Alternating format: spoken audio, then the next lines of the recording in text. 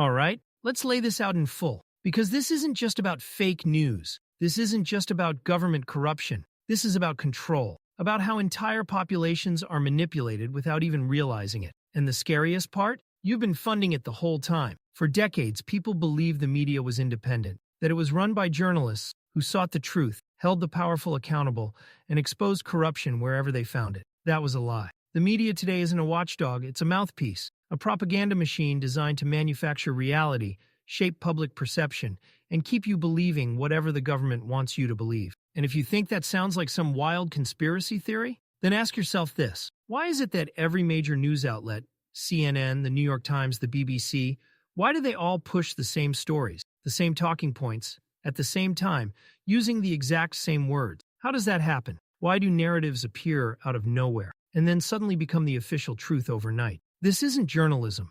This is scripted storytelling. And who's writing the script? Your government. Not just the US government, but governments all over the world. And how are they funding this massive, coordinated global operation? With your money. Most people don't know about USAID, the United States Agency for International Development. Sounds harmless, right? It's supposed to be an agency that provides foreign aid to struggling countries, helps end poverty, and promotes democracy. That's the cover story. The reality, USAID has been funneling billions of dollars into media organizations, NGOs, and independent journalists all over the world, buying influence, funding propaganda, and ensuring that every major news outlet stays in lockstep with government narratives. Here's what we know. USAID has been funding over 6,200 journalists across 77 countries. It directly funds 9 out of the 10 largest media outlets in Ukraine. It has been caught financing news organizations that push U.S. political agendas in foreign countries. It has spent millions on combating disinformation, which really means controlling narratives and silencing opposing views. So when you see anti-Bitcoin articles, when you see headlines about extremists questioning the system, when you see smears against independent thinkers,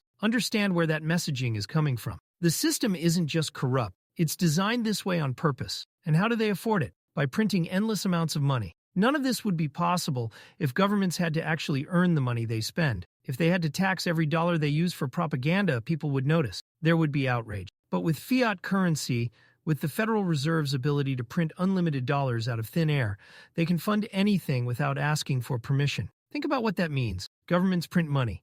Inflation skyrockets. Your savings lose value. That money is funneled into media, NGOs, think tanks, and political organizations that shape what you believe. The more money they print, the more influence they buy. And here's where it gets even darker. You're not just paying for propaganda. You're paying for war. The U.S. spends hundreds of billions on foreign conflicts while your grocery bills keep going up. They use your money to finance foreign coups and regime changes that benefit their global agenda. They push narratives in the media to justify endless wars and interventions. This is why politicians never care about inflation. They need it. The money printer is what allows them to fund their influence operations without consequences. But now, that system is under threat. Bitcoin breaks the propaganda loop. This is where everything changes. This is why they hate Bitcoin. Bitcoin is the first money in history that operates outside government control. It can't be printed, can't be seized, and can't be inflated away. And that's a direct threat to the way things have worked for over a century. If people save in Bitcoin instead of dollars,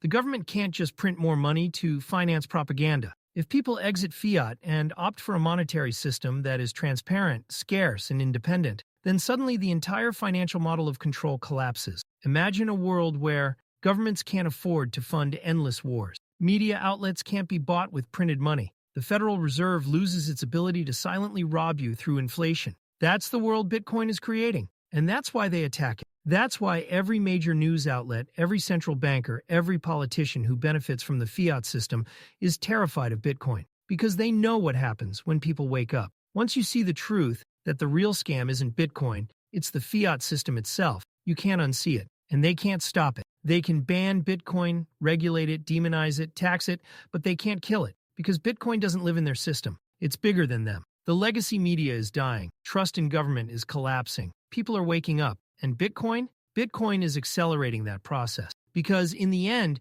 this isn't just about money. It's about power. And for the first time in history, that power is shifting back to the people. So the only question left is, are you going to keep funding the propaganda, or are you going to opt out?